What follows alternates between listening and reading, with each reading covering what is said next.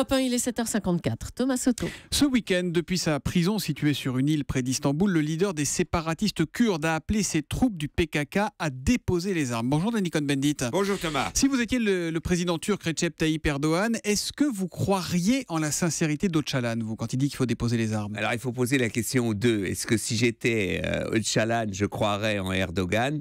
Oui, je crois qu'en ce moment, mais c'est pas, ça fait longtemps que les négociations ont lieu, puis ça monte et ça descend. Mais vu la situation autour de la Turquie et vu que quand même une partie de l'électorat d'Erdogan est un électorat aussi kurde, ce sont les plus religieux si on veut, et que en ce moment électoralement, il a des difficultés face aux élections parlementaires qui vont avoir lieu.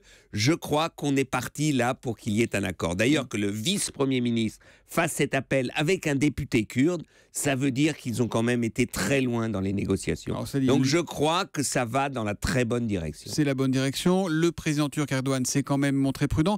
Vous pensez, vous, que c'est vraiment le début de la fin de ce conflit? Conflit, on l'oublie, qui a fait 40 000 morts en 30 ans quand même. Je crois que la société turque est prête et que Erdogan est la personnalité, vraiment c'est pas ma tasse de thé et Dieu sait qu'on peut le critiquer, mais Erdogan est la personnalité, si vous voulez un peu, sans faire des comparaisons trop bêtes et méchantes, un peu à la De Gaulle.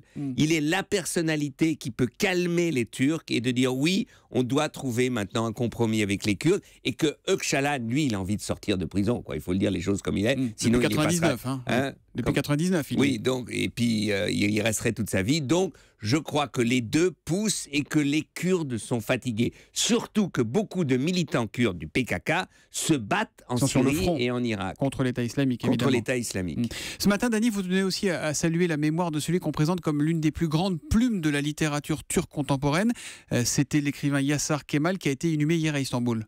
Oui, c'était une personnalité incroyable. On s'est rencontrés plusieurs fois. Yaşar Kemal, c'était vraiment l'écrivain populaire. Quand vous vous baladez avec lui dans Istanbul, il était reconnu par tout le monde. Il a beaucoup milité pour justement que justice soit faite aux Kurdes. Il a toujours dénoncé la violence et l'autoritarisme de l'État turc. Il a fait des grands romans. Ce sont de grandes épopées qu'il a écrits qui sont passionnants. C'est des romans d'aventure et qui replacent l'histoire de la Turquie. Yaşar Kemal était un des très très très grands écrivains sur la planète. Voilà, il avait 92 ans. Vous avez peut-être un livre de Yaşar Kemal à nous conseiller, peut-être? 2, Salman le Solitaire, qui est une épopée sur la Turquie. Et ceux qui aimaient Robin des Bois, Mehmet le Mince, c'est une histoire à la Robin des Bois en Turquie. C'est quelqu'un que vous connaissiez bien, hein? Je connaissais bien. On s'est vu la dernière fois, il y a 3 ans, on a dîné ensemble. Il était quand même très fan, mais il reprenait toujours.